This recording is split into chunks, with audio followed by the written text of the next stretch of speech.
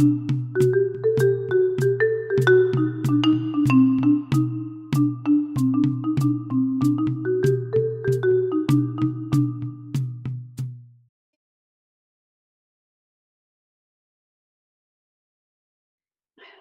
everybody. This is Nelly van Doorn Harder on the YouTube channel, Ordinary People, Saintly Souls. And today I am continuing my conversations with Sandy Briggs. Hello, Sandy. How are you doing? Hi, Nelly. And thank you for having me back again. I enjoy having our conversations. They bring a lot of joy in me. Well, thank you. I think your conversations will be a great joy to many who are thinking about these things, because you somehow have thought very deeply about one of the most fundamental questions we have, or some of the most fundamental questions we have in our lives. And one of them is about the divine. You know, we keep coming back to the divine because you have these mystical experiences that put you in a long line of women and men throughout the ages who had experiences like that. And you have experienced the divine in a very different way than all of us, who I always say are with our feet in the clay and the mud, experience it. And today we're going to talk about what you learned from your experiences about the universality of the divine. And basically that you say it is not he or she, it is both he and she. Mm-hmm. And that is, again, in the context of the longer history, that's exactly what in the 11th century, the 11th, 12th century, Hildegard von Bingen used to say. She said, God is not a man. God is both male and female. And she insisted on that. And of course, that did not go down well in the 12th century, I can imagine. So basically, what is it that you feel, Sandy, people don't get right when they think about God, about the divine? People have difficulties because in the religions themselves, there are some, who believe there's multiple gods, each having different types of powers, and they, in another religion, they define God differently. But God, anything is possible with God. So I know that in my heart, to never judge or say God is this or God is that. But I just am sharing today what I experienced. In 1984, I did experience God in the light, where I was taken in the presence, and God did manifest in the spirit realm, not in the physical realm, but in the spiritual realm. I experienced God as like a father figure, and I really needed it because I was suffering from depression. So it really, in this presence, I was revived and had all my emotions given back to me when I returned into my physical body. So, but these are things that are hard to express or explain to people who haven't had these experiences, because it sounds like hocus pocus kind of things, but it's so natural. When you have the experience, it's just a very loving experience. And once I experienced God as I did in the spirit, I would not go back. And I would say, there's a lot of things in my past when I would attend church that I learned wasn't quite right. And so I even though I see a lot of things when people study their scriptures, I see truth in all different religions, and that shows the unity of us, that God did give guidance to people all over the world, and we are all united. But somehow, because of people's understanding, they have divided themselves, and they end up starting to fight each other about I'm right and you're wrong. And that was never God's intention. It was actually to bring us some guidance to stay on the upright path, so that we wouldn't harm one another. But as you see, the fighting and the wars, and they have never stopped. So I think it's a time where this is needed, where people need to have better understanding. And, I don't know why God chooses some people to learn and others not in a connection, but it is there for anybody. But it is the timing of God's perfection of when it needs to be shown or revealed to certain people or times. So, and time is not in the spirit world, it's only in creation, in this physical world that we have time. But I'm going to go back to you just to see if you want to say something. If not, I'll continue. I would like to say something, because what you are saying is, the thing is, we think that our questions are new, but they're not. I mean, people have wrestled with these questions, with these issues from the beginning of time. And I like what Hilary of Poitiers, who was one of the very early church leaders, what he says about that, because basically he became a believer in the one divine spirit, after having been born in what you would say an indigenous religion, a religion that believed in more than one God or deities or powers of nation. And he talks about that in his writings. And then he says, he was looking to know God better. And while doing that, he said that, each religion has imaginations of God. Some say there's male and female deities, and others say that that God has, that there are deities that are higher and lesser, and that they have all different attributes or different functions. And he also was talking about that, basically it comes down to the fact that most people across the earth admit that God exists. They don't know how to define this divine being, this divine power. And then he describes how he started to read the Old Testament and came across the Exodus, the third chapter of Exodus, where Moses asks God, when I go back to the people, Moses has this experience of the divine and says, when I go back to the people, who shall I tell them who you are? And then the answer is, I am who I am.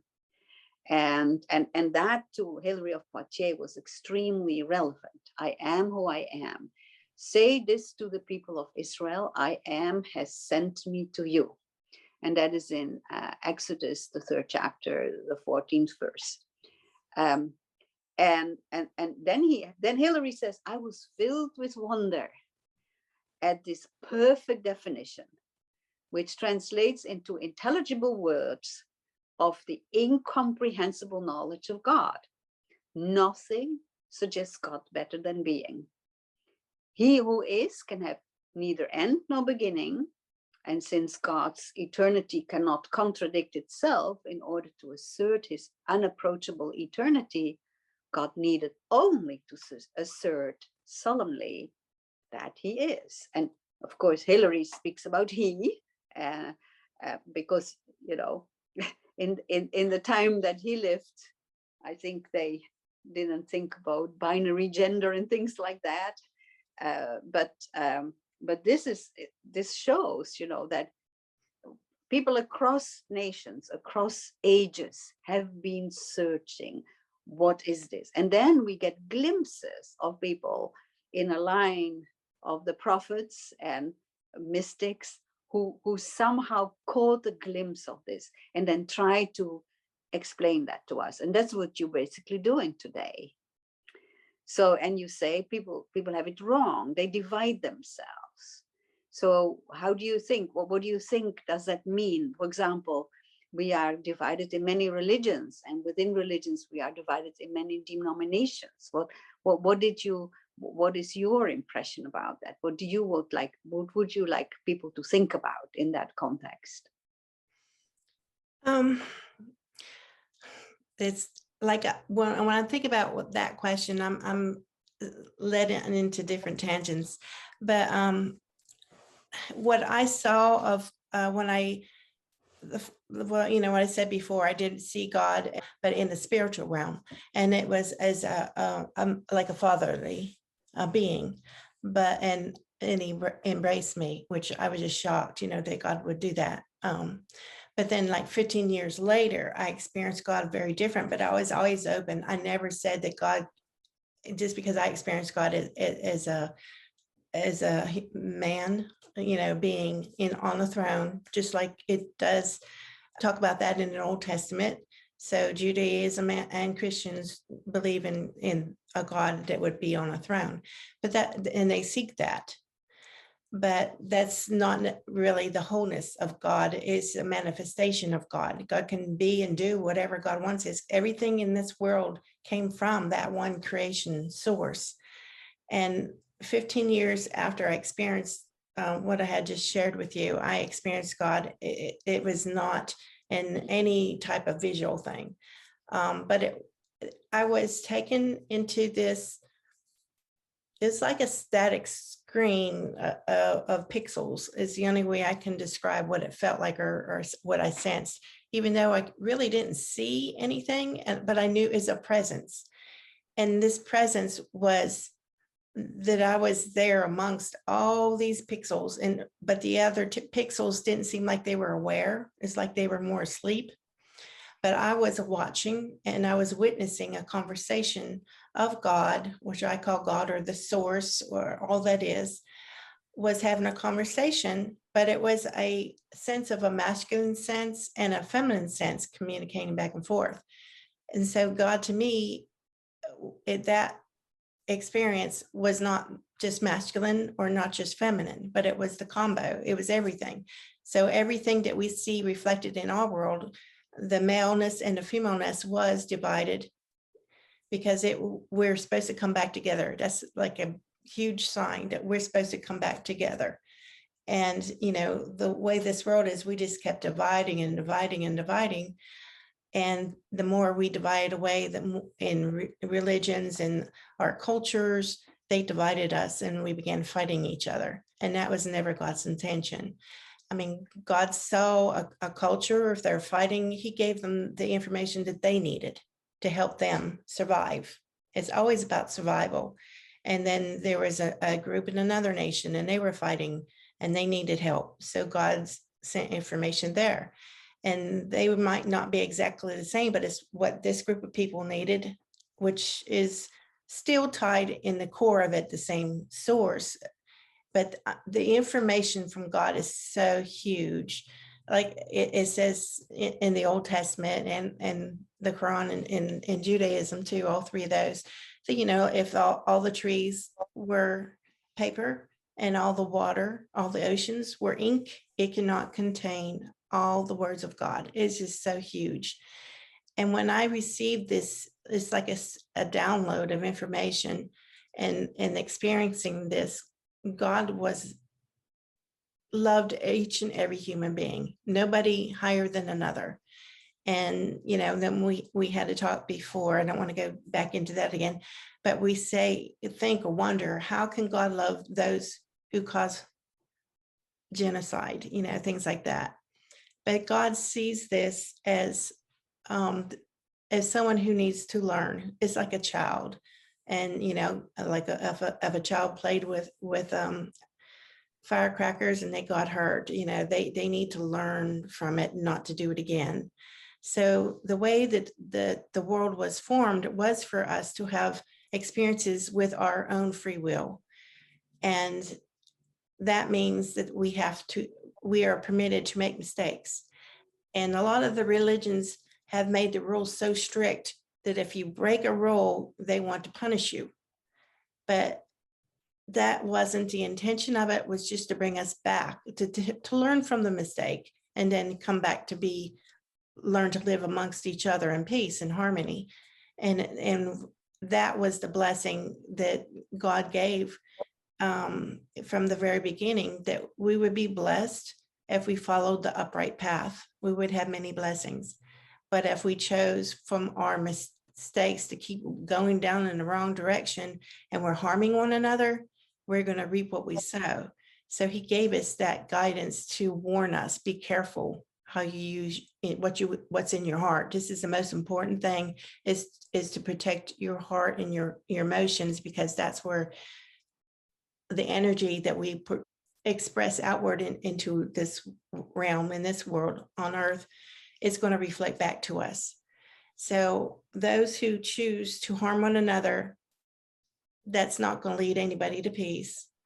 And so God wants us to understand that the guidance given was not to be as punishment, is to learn from it so that we may improve.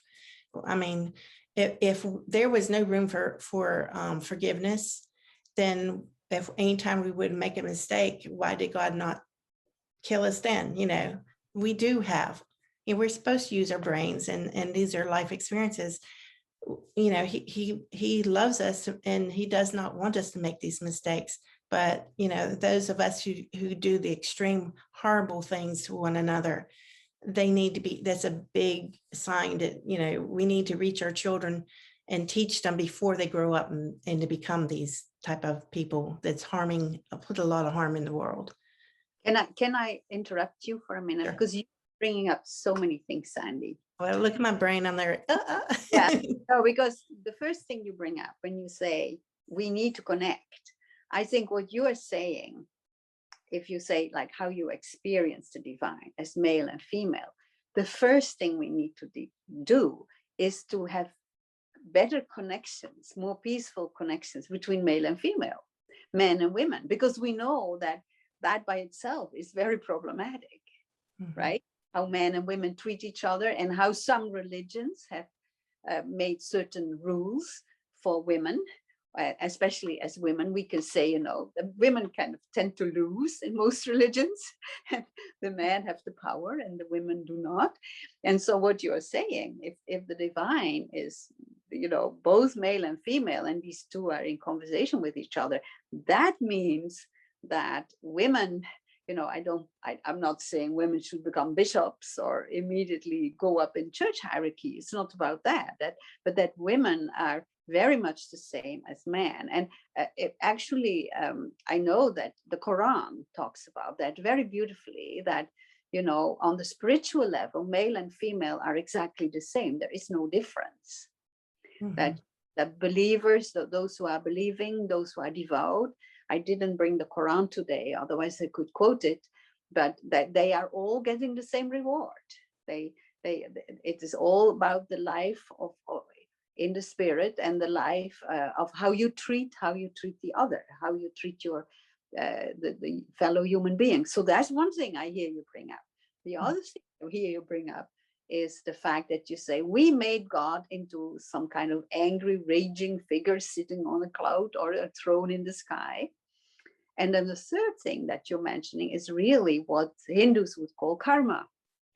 If you do one thing, you can expect something back, that, your actions will have consequences. And I know that you always talk about the fact that we have free will. So your actions will have consequences. So I don't know if we break it up in these three huge categories, and there's a lot more that you're saying, but then maybe I don't know if you want to comment on any of these three. I think that's where a lot of people went wrong, because they go back to, Adam and Eve, the first two people who existed that we were told in the Bible, or from the Judaism, but it talks like, the Adam was first and then Eve came second. So right there, they see that as Adam is superior because he came first. But in God's eyes, that doesn't make any sense in God's eyes, from what I can see. It's like, it was kind of showed to me as a mirror, like this, in the creation, this is a parable. It's not exactly how it is, but it's what it was shown to me. It's like if we have a mirror and it reflects God's essence into creation. And everything that's how it started when I was in this spiritual realm, when God had a masculine and a feminine presence. I mean, it wasn't divided, it was equal. So when I see how everybody's puts down women and they don't want them to speak, I mean, here it is. God taught me. I'm a woman. So, I mean, that is showing that God's not prejudiced. With Jesus, he said that didn't exist in his mind at all. He wasn't, prejudiced against women, and there were women who taught when he was on the earth. The things that people think from culture I think is transformed to things that God wanted to share with us, because when the creation was created in this mirror, it is a parable of the story that we see in the Bible creation. And we say in the Bible, it says that God uses the rib of Adam to create Eve. Well, it was like this mirror is a whole mirror, and it's broken in half so that it would reflect each other and also reflect God, because the mirror is reflecting God's essence into his creation. And when he broke it in half, that's when a split of the maleness and the femaleness, so that they can experience each other as a companion, because they don't want to be alone. Like Adam would not want to be alone. I mean, he communicated with God, but there's still something different. And that was one of the things where I merged with their thoughts, and they didn't understand what the difference was between them and God. They knew that God was something way beyond what they were, but they didn't understand. They wanted to learn more about themselves and God. In this world, we have a split of the positive and negative energies. And so that is because we have free will. And to have free will, we have to be able to choose even the things that would bring harm, but God warned us not to do that. So if we didn't choose the things that God had guided us to try to stay on track, then we would have a lot of problems in our life, and you would see it reflected in the world. So if we go to war, you're going to see it reflected that there's something there that these people are not understanding, because they should not be fighting each other, because we are all one. In the experience, when I'm amongst these pixels, I would merge with the feminine side, and I would merge with the masculine side, but then I would always go back to my own individual consciousness. But I still was one, because there was no division. We were all included as one, everything. There was a communication directly with God, and nothing would divide us. Even in this physical world, we think that we're separated from God, but we're really not. But it gives us an illusion that we're separated from God, because to give us free will, we need to be able to make our own decisions. And when we're in the spirit, in that connection with God, we're not really making our own decisions, because we're one and we're connected, and we understand what's right because of God's direct presence. God is always good. God is always healthy. It's also wholesome. It never leads us astray. It's always for our survival, and to give people the chance to experience from one extreme to the other. That's why this world was formed, so that we can choose. Also, God wanted us to have eternal life, because God was eternal. So it's a blessing what God did in creating this world for us, but we have to use it for goodwill, or otherwise look at all the damages we've done to each other, which is never meant to be that way. If we would come together and unite and see that all of us, no matter what our beliefs are or cultures are, it's like a field of flowers to God. Everybody has their own beauty, of who they are, just like flowers do, all the colors and the scents and the shapes. I mean, we're all beautiful, like a huge bouquet of all types of diversity. But God didn't create in diversity for us to fight against each other. We were created in diversity to be uniquely who we are, and it's a beautiful thing. But as people who misunderstand it have turned it into something violent, and that was never meant to be. So basically you are saying, however we are connected to this holy source, to this divine source, we still have our own individual essence. Mm-hmm. Still who we are. So we're not just kind of dissolving. We are still who we are with our experiences. We are individuals, and the Mm-hmm. world consists of individuals, but we're all connected through Mm-hmm. this one source. Yeah, and I try to describe it Yeah, I've written several books, and I just try to describe what it was like. And when people do connect with God, I mean, you learn so much in just like a snap of a finger. I mean, it's amazing how much you can download from the Spirit when you're connected that way. But then it's the dilemma is trying to explain it. I think we're almost at our 20 minutes for today, and we're going on. We're going to continue this topic in the next section because, what you're saying is what Hilary of Poitiers said. Like, I don't know how to name this. So we were so happy to see that, to find in Exodus that God said, I am who I am. I Because love that. the way you could put it in somehow kind of a human language. It was just impossible to put it in a human frame. I have one last question for you.